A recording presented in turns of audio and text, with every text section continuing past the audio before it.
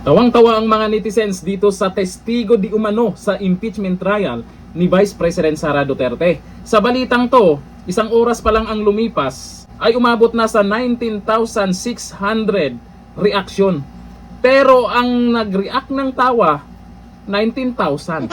400 ang galit, 200 ang nag-likes. O ito, kilalanin natin kung sino ang nakakatawang testigo kasi maraming nag-love-react eh.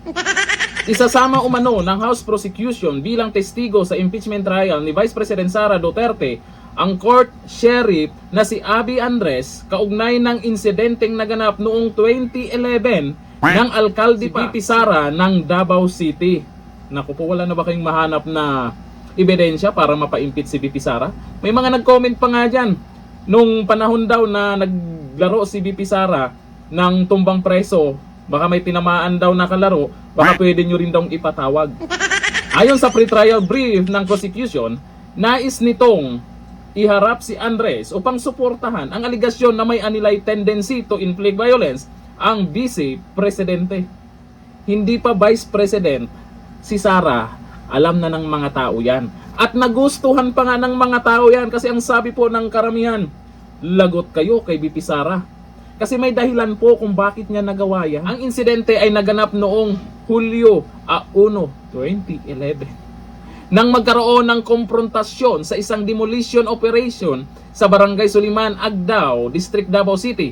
Ilang beses na VP Sara si Andres habang ipinatutupad nito ang utos ng korte, isang pangyayaring naging laman ng balita sa buong bansa nung panahong iyon. Wala din yan. May i-impeach si VP Sara ba dahil dyan? Nako.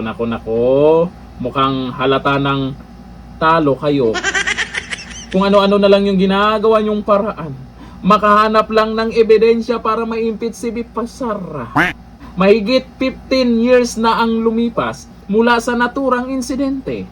Ngunit muli itong binuhay ng House Prosecution bilang bahagi ng mga ebidensyang nais nitong iharap sa impeachment trial. Eto po ang komento ng mga netizens. Tawang-tawa sila dyan sa balitang to. Pero itong sabi sabi ni Danny Sinod, wala na kayong makalap na ebidensya na ngiwistro sabi dito kahit patawag niyan walang silbi.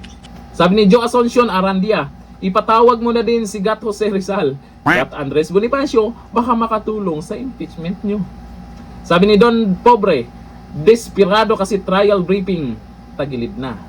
Sabi ni Ray Anyasco, ma'am yung mga ma'am yung mga ni VP Sara ng tsinelas nung naglalaro sila ng tumbang preso, hanapin po ninyo at gawing witness. Sayang din yun, makadagdag pa po iyon para ma-impeach si VP Sara. Talaga naman ay sa bagay, okay din naman yan. At least kahit papano may nagpapatawa sa social media.